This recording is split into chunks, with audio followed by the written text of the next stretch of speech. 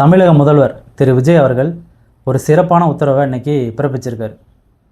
என்ன உத்தரவுன்னு பார்த்தா 717 டாஸ்மாக் கடைகளை மூட போகிறேன்னு சொல்லியிருக்கார். அதுவும் குறிப்பாக கல்வி நிலையங்கள், வழிபாட்டு தலங்கள், பேருந்து நிலையங்கள் இதை சுற்றி 500 மீட்டருக்குள்ளே இருக்கிற டாஸ்மாக் கடை எல்லாமே மூட போகிறேன்னு சொல்லிட்டு ஒரு உத்தரவை பிறப்பிச்சிருந்தார். முதல் கட்டமாக இன்றைக்கி பார்த்திங்கன்னா 50 கடைகள் மூடிட்டாங்க. எந்த தரப்பினராக இருந்தாலும், எந்த கட்சியினராக இருந்தாலும் இந்த ஒரு செயலை வரவேற்கக்கூடிய ஒரு செயல்.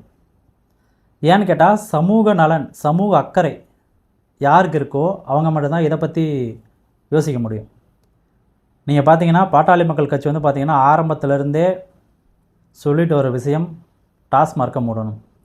இப்போ நீங்கள் பார்த்தீங்கன்னா நெடுஞ்சாலையில் இருக்க தேசிய நெடுஞ்சாலையில் இருக்க எவ்வளவோ கடைகளை சட்டப்படி மூடினாங்க. ஆனால் தானாகவே ஒரு முதல்வர் முன் நான் அந்த கடையில் மூடுறேன்னு சொல்கிறது ஒரு பெரிய விஷயம். ஏன் அப்படின்னா கஜானா எவ்வளோ அமௌண்ட் இருக்குன்னு தெரியாது. ஒரு கவர்மெண்ட்டுக்கு மெயின் இன்கம் சோர்ஸே பார்த்திங்கன்னா டாஸ்மார்க் தான். அப்படி இருக்கும்போது நான் டாஸ்மார்க் கடையை மூடுறேன்னு சொல்கிறதுக்கே ஒரு பெரிய துணிச்சல் வேணும்.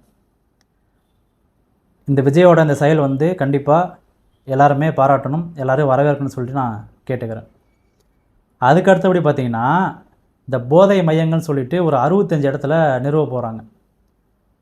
அதாவது இந்த கஞ்சா, இந்த பேர் தெரியாது, கஞ்சா, குட்கா, பான் மசாலா இந்த மாதிரி இருக்க ஐட்டம்லாம் அதிக புழக்கங்கள்லேருந்து தடுக்கிறதுக்கோசரம் அந்த ஒரு 65 மையங்களை நிறுவ போகிறாங்க.